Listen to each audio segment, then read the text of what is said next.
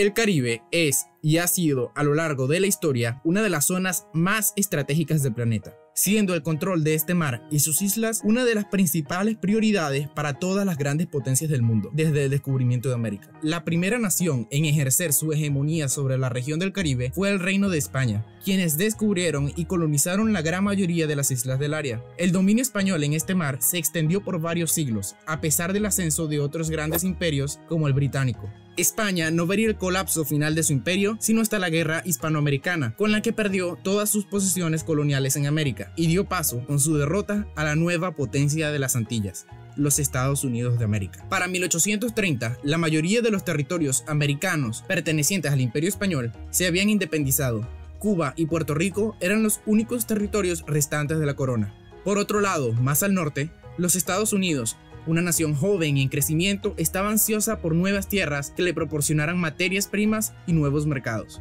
Y había pocos lugares mejores para seguir su expansión que la estratégica cuenca del Caribe, que no solo era fundamental para unir las costas este y oeste del país, sino que estas islas tropicales, especialmente Cuba, eran inmensamente lucrativas debido a sus numerosas plantaciones de azúcar.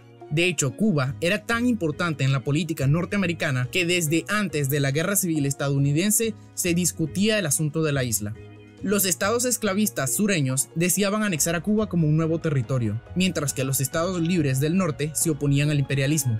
Varios intentos habían hecho los americanos de comprar la isla en el pasado, pero todas las propuestas fueron rechazadas por España. Sin embargo, estas ambiciones no pasarían a mayores sino hasta finales del siglo XIX. El 24 de febrero de 1895, los cubanos, con el liderazgo de José Martí, lanzan el Grito de Baire, que desencadenó la Guerra de Independencia cubana. Al igual que como sucedió en el resto de América Latina, la independencia cubana fue impulsada por la oligarquía criolla, quienes veían como obstáculo el mercantilismo español para el comercio y el desenvolvimiento económico de la isla, economía que ya estaba dominada en ese momento por las exportaciones de azúcar a los Estados Unidos. Es por estos intereses económicos en Cuba que Estados Unidos, a pesar de declararse neutral en junio de 1895, siguieron de cerca el conflicto, velando por la continuidad del comercio y la seguridad de la propiedad de ciudadanos americanos. España veía a Cuba no como una colonia, sino como una parte integral del territorio español. Y no solo eso, era una de las áreas más ricas y productivas del país. No dejarían ir a Cuba por nada.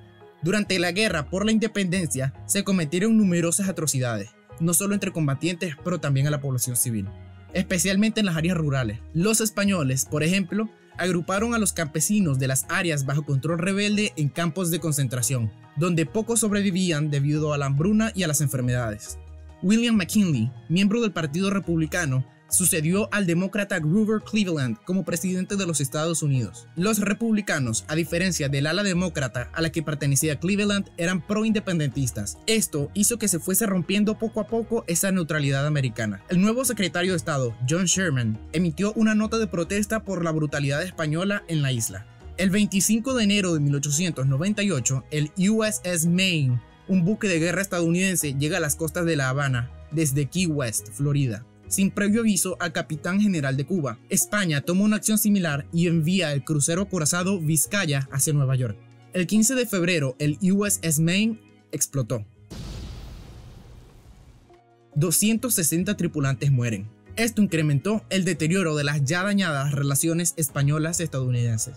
Españoles y americanos llevaron a cabo investigaciones separadas para determinar el causante de la explosión, ya que se negaron a participar en una operación conjunta.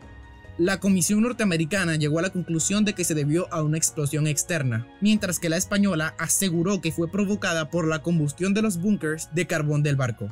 Estados Unidos declaró la guerra de manera oficial el 25 de abril de 1898. Esto sucede después de que iniciaron un bloqueo marítimo en contra de Cuba por la negativa de España a acatar su ultimátum con respecto a la independencia cubana. España, por su parte, declaró la guerra el 24 de abril debido al bloqueo naval. La guerra solo duró 3 meses.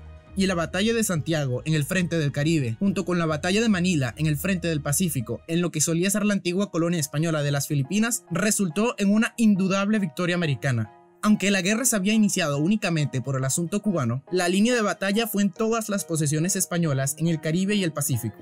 Puerto Rico no fue un blanco para el ejército americano sino hasta luego de la Batalla de Santiago y la rendición de las fuerzas españolas en Cuba. El Frente Pacífico, por otro lado, fue usado por los estadounidenses para desviar recursos que podrían haberse usado en Cuba. Los americanos usaron Hong Kong como base de sus operaciones en Asia, de donde salió la flota que atacó las Filipinas.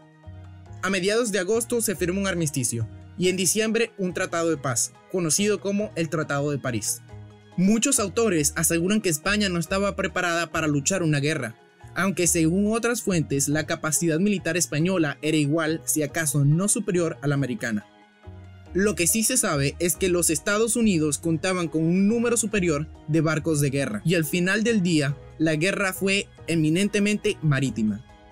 La guerra hispanoamericana puso fin a toda influencia de España en el continente americano y en Asia-Pacífico, y al mismo tiempo rompió el aislacionismo que había caracterizado a Estados Unidos desde su nacimiento como nación, entrando así al escenario de la política mundial como una nueva potencia.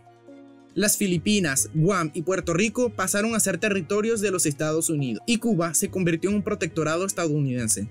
Las colonias españolas restantes en el Pacífico, como Palaos, las Islas Marianas y las Carolinas, fueron vendidas a Alemania debido a su lejanía y a la destrucción de la flota española en la guerra.